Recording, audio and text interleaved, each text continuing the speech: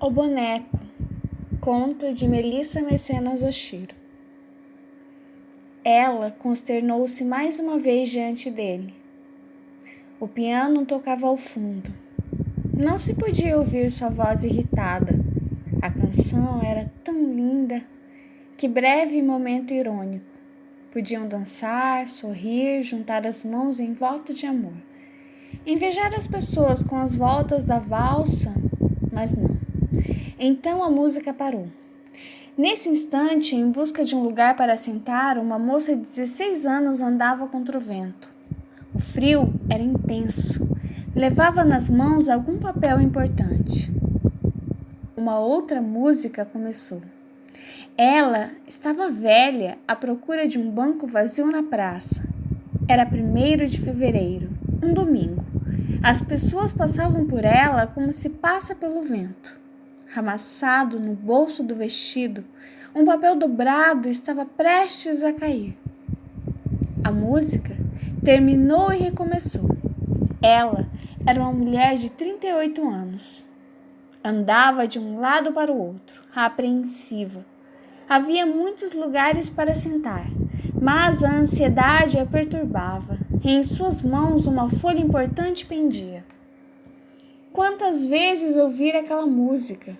A música se repetiu infinitamente. A adolescente, a velha e a mulher se alternaram muitas vezes, o mesmo papel nas mãos. Era uma noite sem estrelas, 31 de janeiro. Tempo nublado, dia que tencionara chover o dia todo e não chovera. Ela chegou à sua casa após uma visita de 2 horas a uma amiga. Quando chegou, sentou-se no sofá e ficou a cismar sobre um assunto e outro. Não viu, mas sobre ela piscavam incessantemente a menina, a velha e a mulher. Depois de jantar, meditar, conversar com os amigos pelo celular, fazer uma coisa e outra, foi dormir. Adormeceu sobre a menina, a velha e a mulher, cujo papel para cada uma tinha uma importância diferente e para ela não significava nada. Aquele dia, ela caminhava atravessando o vento e, como grãos de areia, sumiu pelos ares. Perdeu-se tanto, a ponto de ser impossível juntar-se novamente em uma só. Estava por todos os cantos e não estava em lugar algum. Sua sorte perdeu-se no vento. Não havia destino. Havia apenas que suportar os dias que se seguiam sempre iguais, ou piores, com sopros momentâneos de paz e raios passageiros de alegria. Quando foi que chegou a isso? Para ela, essa era ainda apenas uma previsão. Mas chegar lá? Como? Como uma pessoa consegue alcançar tamanha desgraça? Agora que via sua sorte como uma visão, ela dizia: é verdade. Mas quando chegasse lá e a tomasse para si, ela diria constantemente: é mentira, é mentira. Como se sentisse muito sozinha, e isso foi sendo acentuado ao longo do tempo pelas perdas e decepções. Ela fabricou um boneco de tamanho humano para poder lhe fazer companhia. Num dado momento, se viu completamente sozinha dentro daquela casa enorme. Talvez nem fosse tão grande assim, mas para quem se sente só, qualquer espaço se torna gigante. Era o vazio da falta de boas ligações. Começou a ter uma ou outra ligação, mas sentia que não havia ali uma interdependência saudável. O boneco era ainda melhor que qualquer amizade, e com ele não se sentia só. Como se sentiu feliz com aquele boneco de 1,80 m? Tinha um rosto tão lindo, braços fortes que lhe faziam sentir protegida e, para parecer real, um tanto gordinho. Ele a olhava intensamente, era gentil e sempre a escutava. Nesses momentos, as 3 viravam uma só. Ela parou de ter medo do futuro. Mas o tempo era como um contador paciente, juntando suas mentiras. Mentiras boas? Ela sabia fingir. Fingir que estava tudo bem. Fingir que não lhe doía, que poderia continuar daquela forma, que era forte, que não havia nada de errado. e o tempo foi juntando cada pedacinho de dor que ela guardou dentro de si, sem dar-lhes importância. Tempo, seu cobrador mau. Ela chegava em casa e já não conseguia evitar se sentir só, mesmo na companhia do boneco. Ela tinha 36 anos, mais para 37, algumas poucas esperanças na vida e o boneco. Queria se desfazer dele, mas havia se apegado. Ele não ouvia mais, nem era gentil. Estava sempre com a cara fechada e indisposto a fazê-la feliz. Antes era tão fácil para ele, hoje era difícil. Por qualquer coisa se irritava e ficava frio em seu canto.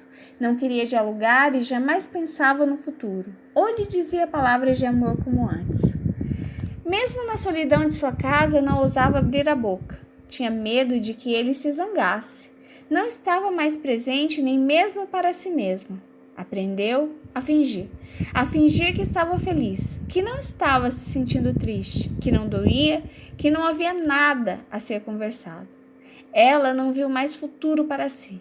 O boneco fora sua última esperança.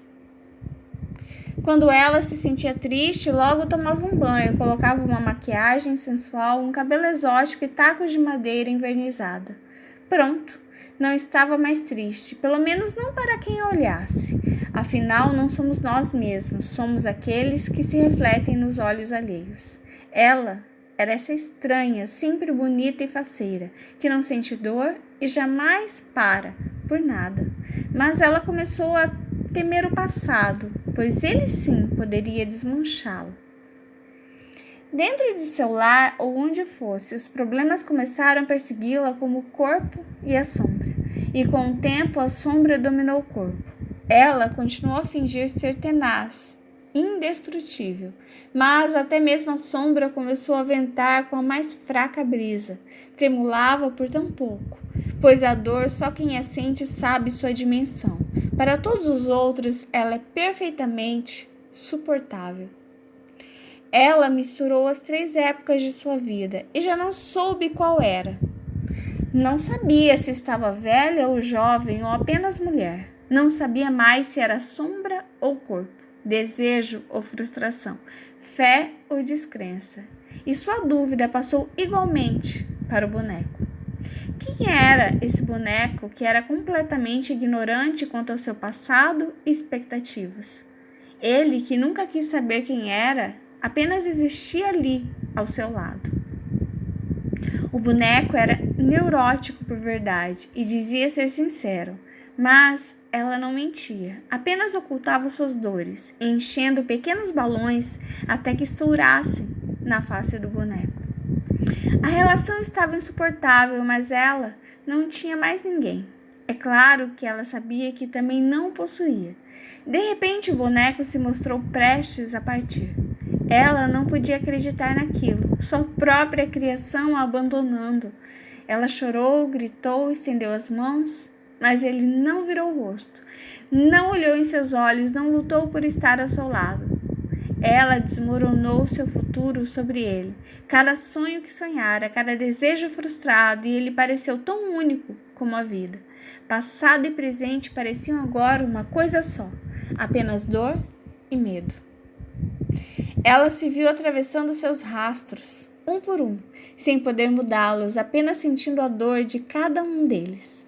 O passado não pode ser mudado, mas pode ser encarado de forma positiva. Mas ela não olhava para trás como algo que se findou e poderia servir de aprendizado. Vivia cada dor novamente, toda vez que se frustrava. Era uma progressão geométrica e o boneco não via, não falava e, principalmente, não a amava. Com o tempo, ocorreu o efeito contrário. Não se sabe em que altura da vida, mas foi antes da mulher de 38 aparecer. O boneco começou a se transformar em homem e a mulher começou a se tornar de pano. As dores foram sovadas o suficiente para se tecer um tecido bem forte e opaco. Ela se revestiu desse tecido e pôs pó de cerâmica no rosto. Quando chorava, parecia um cair suave de garoa. Quando sorria, era formalmente. Quando se zangava, era como uma placa tectônica comportada. E quando amava, Não amava mais. Mas o boneco sim começou a amá-la, a ficar triste e chorar de amor, a lutar por ela, mas não sabia como rasgar o tecido que lhe ajudara a fabricar sobre aquele coração de menina. O boneco virara homem e a mulher virara boneca. Ele sentia falta de seu jeito de falar sem parar, de suas declarações de amor exageradas e até mesmo das cobranças dela. Mas parecia tarde, o coração dela agora era tão pacífico que nele não cabia o febril amor. Mas não se tratava de um coração em paz, mas um coração que deseja a paz em detrimento do amor. O boneco que tanto defendeu a paz agora queria a guerra. Não admitia perdê-la. Se ele conseguiu calá-la, saberia fazê-la se abrir. Se ele pôde magoá-la, poderia encantá-la em tudo quanto teve culpa para fazê-la trancafiar aquele amor dentro dela. Faria com toda a culpa para recuperá-lo em novo desabrochar. A luta dele fora em vão, tanto quanto a luta dela. Ela não tinha medo de perdê-lo, pois já perdera a si mesma. Deveriam ter lutado juntos, mas ele somente enxergou-a quando ela já havia se apagado. Ele apenas percebera que a amava quando ela já não poderia retribuir. O tempo e o orgulho separam as pessoas. Infelizmente, os dois têm jeito, mas a mente cria muros e dificuldades. O orgulho não é como uma vala no meio do caminho e o tempo não é como a morte. Mas desistimos por convenção. Convencionou-se um limite de amar e um limite de tentar fazer dar certo uma relação. O tempo é a invenção humana que corta os corações e retira a esperança. Sempre é tempo, enquanto se vive. Quando ela fez 38 anos, alguma coisa mudou.